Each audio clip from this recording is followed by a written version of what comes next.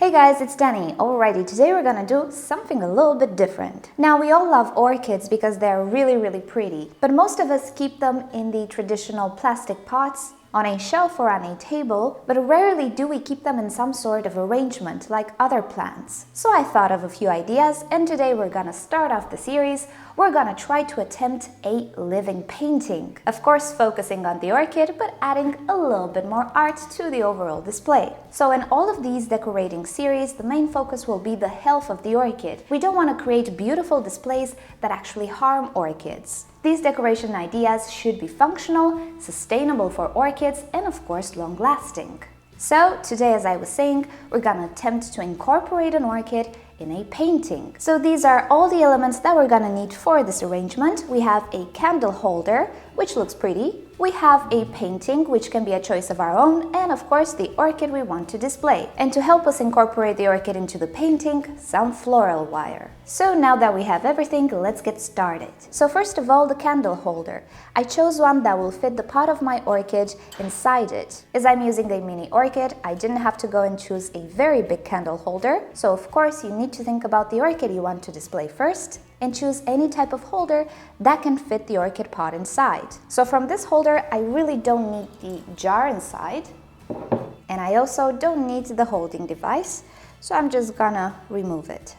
And this is the container I am left with. All you want to do with this container is offer a place for the orchid to sit. I chose this holder because it has a net, so the orchid pot itself will be very ventilated inside. I don't risk rotting or suffocating the roots in this way, but of course you can choose any type of holder as long as the orchid fits inside it, and there's also room in between the actual orchid pot and the holder itself. In my case, I don't need to have a lot of room because, as you can see, everything is very ventilated, but if you don't have this type of container, choose a decorative one that lets ventilation circulate around the pot and offer oxygen to the roots. Next up, the painting. I was looking for something that could give the idea that the orchid belongs in the painting. So I was looking for a picture that showed a table and maybe some other elements, but I just happened to stumble upon this painting which actually shows orchids. So I thought it would work great. But when choosing a painting, of course, you can go with whatever you like. Also, my painting is not on a wooden canvas. It is actually a cardboard canvas, which will make attaching the actual container really easy. So as I was saying, the painting itself is absolutely your choice, but keep in mind that cardboard paintings cannot sustain a lot of weight. In my case, I'm dealing with a mini Phalaenopsis, which is very light, but if you want to attach a heavier orchid or a bigger orchid, a safer solution would be a painting with maybe a wooden canvas, or something quite a lot more sturdy. So it's a good idea to choose the orchid you want to display first, and then adapt the painting and the way you're gonna mount it to the orchid you want to display and its weight. Okay, next I have to find a way to stabilize this container or holder to the painting and find a placement within the painting. So I think this will look okay, and it will give the impression that the orchid is sitting on the table along with the other orchids, and I will use floral wire to stabilize the holder to the painting. Being that my container has a net construction, I can easily stabilize it with the wire if I feed it through some of the eyes. And this is how my container will stay attached to the painting. If I see it's a little wobbly, I can place another wire further down. So I'm gonna place my container in the painting once again. So I check the position, I think this is about right. And then I will feed the wire through the painting. Being that this is cardboard, it might work simply by poking the floral wire through the cardboard, but if it doesn't, we're just gonna make some holes with a knife or something. Okay, so it seems that my floral wire is not strong enough to poke through the painting. That's okay, we're just gonna use a sharp object. And I chose to use this X-Acto knife because it has a really pointy tip and it's pretty sharp. So my first hole should be here, and the second hole will be here. Make sure you go all the way to the other side. So now I'm gonna feed one end of the wire through one hole and catch it on the other side, and the other end through the second hole. So both of them made it through the other side. So we're gonna tie these two wires in the back pretty tightly, and then cut the loose ends. And looking at the front, it would appear that my container is slightly wobbly, so I'm gonna do the very same thing and stabilize it at the bottom as well.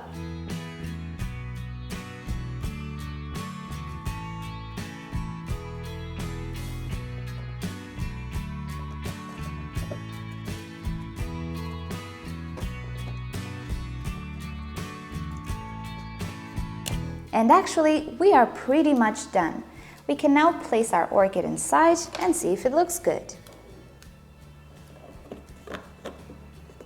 And here we have it, a live orchid incorporated in a painting. Now my painting is done in such a manner that you can actually see it is a painting, this is a drawing. But you can definitely go for something that looks like a real picture, and I think the effect will be even more dramatic. So now that we're done, let's talk about where to place the painting and a little maintenance. As I was saying, this display is not designed for one-time use or an event. It is actually sustainable. So the painting can be placed in a bright shade location. Whether you attach it to a wall or you stabilize it on a table or a desk, the orchid should not receive direct sunshine to burn her leaves, but it should not be in the dark either. This orchid should be cared for like any other Phalaenopsis in any type of display, and I do have a tutorial on how to care for Phalaenopsis orchids, whether they're miniatures like this one or standard size orchids, in the description down below. So if you're interested in that, do check the description, you'll have a link there. This orchid should be placed in a temperature in which you feel comfortable as well, but I think that will be easy since it is part of a painting and usually you'd want to display the painting in your home. And other than that, it really doesn't need anything special. But you might wonder how we water this orchid. It's actually pretty simple. We do have to remove the orchid from the painting so that we don't mess up the painting itself. The pot should come out very easy, just like any other decorative container. So we need to bring this orchid in a separate place, like the sink, and water it there. So my orchid is potted in sphagnum moss in organic medium, so I'm just gonna run water through the pot, and I made a little mess. I'm filming at a weird angle, but we'll take care of that water. The idea is to run water through the pot, enough to wet the medium properly, and then let the orchid drain very well. Easiest way is to place it on a separate dish for about 5 minutes. So that's what I'm gonna do right now, and we'll take care of all this water on the leaves. When watering Phalaenopsis orchids, you should be very careful not to let pools of water sit in the crown or in between the leaves. Pretty much what I just did right now. But let's put this to good use. If you ever manage to get water in the crowns of the orchids or in between the leaves, all you need to do is get yourself a paper towel and simply remove all those pools of water from the leaves and from the crown as best as possible.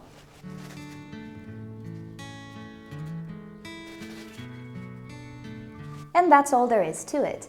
The reason we don't leave pools of water in the crown and the joints of the leaves is that they can lead to rotting of that tissue.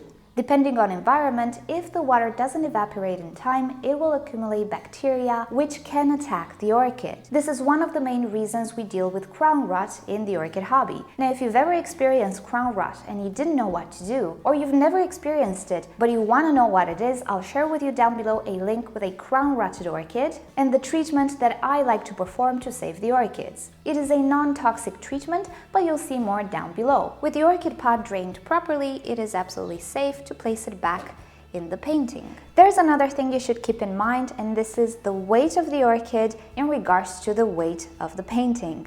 So in my case, I have a cardboard painting. The frame is really light and the overall painting is really light.